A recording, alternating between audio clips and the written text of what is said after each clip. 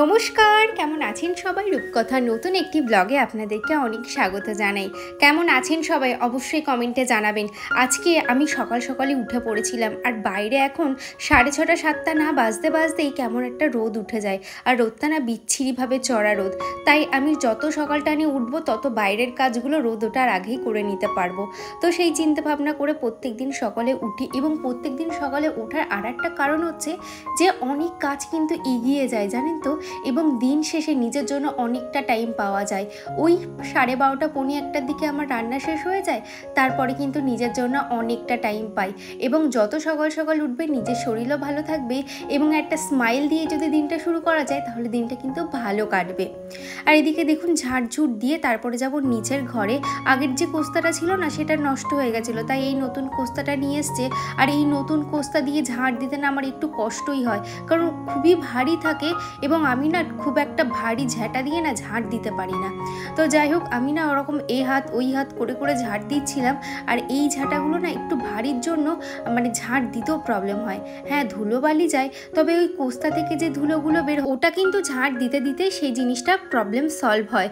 তো এইদিকে দেখুন সিঁড়ি টিড়িগুলো ঝাড় দিয়ে তারপরে যাব নিচে। আর এইদিকে লাইট টাইটগুলো অফ করে দিয়ে যাচ্ছি, কারণ লাইট জ্বালিয়ে কাজ করলে আরও গরম লাগে। শীতকালে অতটা প্রবলেম হয় না যতটা প্রবলেম গরমকালে হয়। তাই আমি একটা আপনাদের টিপস দিতে পারি, সেটা হচ্ছে যত সকাল সকাল উঠে এই ঘরের কাজগুলো করে নেওয়া যাবে ততটাই কিন্তু কষ্টটা কম হবে। এদিকে ঝাড়ঝুট দিয়ে তারপরে যাব রান্নাঘরে। আর সকালে উঠে কিন্তু আমি ফ্রেশ হয়ে নিয়েছি। অনেক দিদিভাই আমাকে কমেন্ট করেন যে দিদিভাই তুমি কি সকালে স্নান করে তারপরে রান্নাঘরে যাও? না গো, আমি স্নান করার সময় পাই না। আর যেদিন বৃহস্পতিবার থাকে বা পুজো টুজো থাকে আমি সেই দিন অবশ্যই স্নান করে পুজো দিয়ে তারপরে কিন্তু আমি রান্নাঘরে যাই। আর এদিকে শাশুড়ি মা চা বসিয়ে দিচ্ছেন, তারপরে আমি মামামের দুধটা করব, এবং আমার জন্য আজকে না একটু চা বানাবো অনেক দিন পর। আর অনেকেই জিজ্ঞাসা করেছেন দিদি তুমি সকালবেলায় স্কিন কেয়ারে কী মাখো? তো আমি শুধু সানস্ক্রিন মাখি এবং একটু লিপ বাম দিয়ে একটা স্মাইল করে দিনটাকে শুরু করি।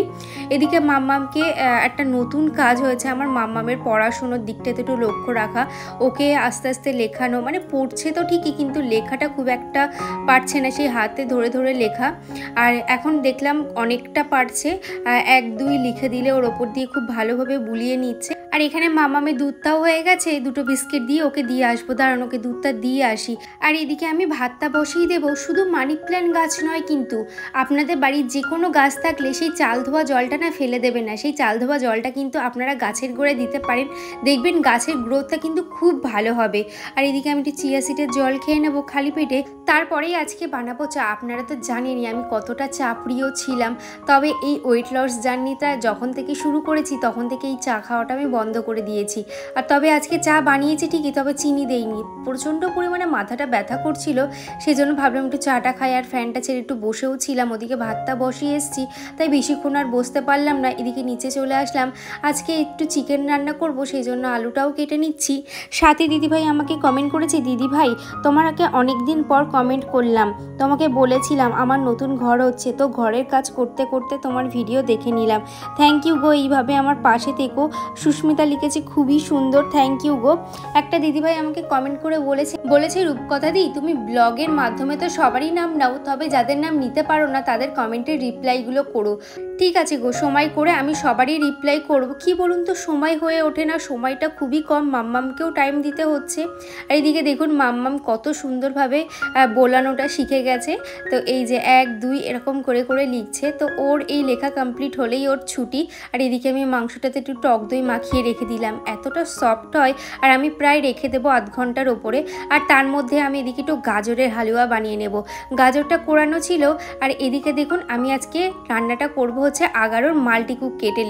আর এই পুরোটাই কিন্তু ঘিয়ের ওপরে রান্নাটা হবে। ঘিতে আমি একটু কাজু এবং কিশমিশ ভেজে নেব। এখানে 2 রকমের কিশমিশ আছে, কালো এবং যেটা হয় আর কি। আর এদিকে একটু তেজপাতা দিয়ে গাজরটাকে খুব ভালোভাবে ঘিয়ে ভেজে নেব, যতক্ষণ না কালারটা চেঞ্জ হচ্ছে ততক্ষণ ভেজে নেব। আর দেখবেন কালারটা চেঞ্জ হয়ে গেলে কিন্তু একটা আলাদাটা কালার চলে আসবে। তার মধ্যে দিয়ে দেবো দুধটা কিন্তু আমি ফুটিয়ে রেখে দিয়েছিলাম, তারপরেই দিলাম। আর এর মধ্যে দিয়ে দেবো বাতাসা। তোমরা চিনি কিংবা মিশ্রি দিতে পারো, তবে এই গুড়ের বাতাসাটা দিলে কিন্তু ভীষণ ভালো টেস্ট হয়। এই যে আমার এদিকে গাজরের হালুয়া হয়ে গেছে, একটু কেশর দিয়ে নেব। আপনারা যদি এই প্রোডাক্টটি বাই করতে চান, মানে আগারোর মাল্টিকুক কেটেলটি যদি কেউ নিতে চান, খুবই ভালো। আমার ডেসক্রিপশনে লিঙ্ক দেওয়া আছে, তোমরা অ্যামাজন থেকে পারচেস করতে পারো। আপনারা অনেকেই বলেছেন যে এই ছুরিগুলোতে আমি কিভাবে ধার দিই, তো দেখলেন আমি কিভাবে ধার দিই। এই কাপের উল্টো পিঠে কিন্তু ঘষে নিলে কিন্তু ছুরিগুলোতে খুব ভালোভাবে ধার চলে আসে। আর এদিকে শুধু আদা রসুনটাই আজকে বাটবো। আজকে আর সমস্তটা একটু গুঁড়ো মশলা দিয়ে করব, একটু স্পাইসি করে করব। আর এদিকে একটু গোল গোল করে আলু ভেজে নেব। আর এই আলু ভাজাটা খেতে কিন্তু ব্যাপক লাগে, আমার তো খুবই ভালো লাগে। মুসুরের ডালটা হয়ে গেছে, আর এদিকে আলু ভাজাটা পরে গিয়ে করব। ঘরের টুকটাক যে কাজগুলো আছে সেগুলোই এখন কমপ্লিট করব। রান্নার মধ্যে ঢুকলে না, একবার যদি ঢুকি না, পরে আমার এই কাজগুলো করতে অনেকটা লেট হয়ে যায়। আর মাম্মামের পাপা যেহেতু লেট করে ওঠে, সেই জন্য এই ঘরের কাজটা করতে আমার একটু বেলায় হয়ে যায়। ইচ্ছে টানা অ্যাকাউন্ট থেকে দিদিভাই আমাকে কমেন্ট করেছে, তোমার সাথে একমত, হাজব্যান্ড পাশে থাকলে সত্যি অনেক মনের জোর পাওয়া যায় গো। সত্যি তাই গো, আর এইভাবে তুমি আমার পাশে থেকো। হ্যাপি উইথ জিনি দিদিভাই আমাকে কমেন্ট করেছে, খুব ভালো লাগলো, থ্যাংক ইউ গো, এইভাবে পাশে থেকো।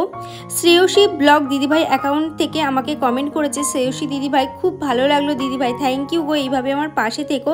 এবং তোমাদের প্রত্যেকটা কমেন্টটা আমার প্রচণ্ড ভালো লাগে।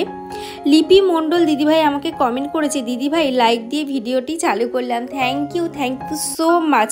আর এইভাবে আমার পাশে থেকো। তোমরা আমার কাজকর্ম, আমার রান্নাবান্না এতটা পছন্দ করো যে আমি প্রত্যেকবার যখন এই ভিডিও শ্যুট করি না, তখনই ভাবি যে এই জিনিসটা আমার দিদিভাইদের দেখাবো, ওই জিনিসটা আমার দিদিভাইদের দেখাবো।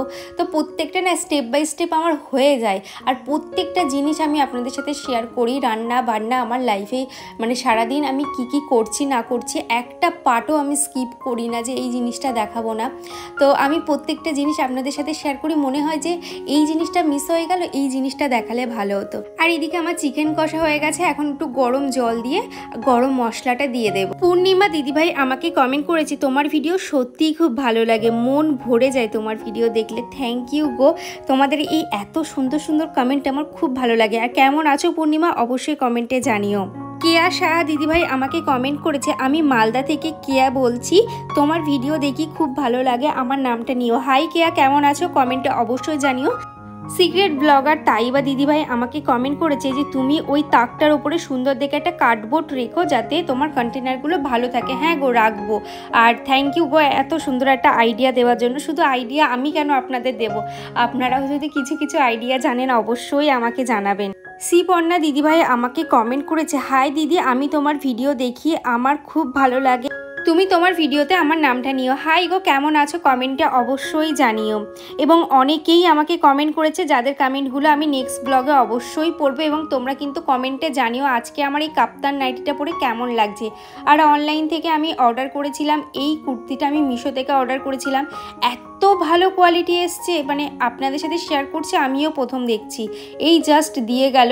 যেদিন পরবো সেদিন অবশ্যই আপনাদের সাথে শেয়ার করবো। এখন স্নান করে যাব খাওয়া দাওয়া করতে, অনেকটাই বেলা হয়েছে। তাহলে চলুন আজকের মতন এত দূরই, টাটা।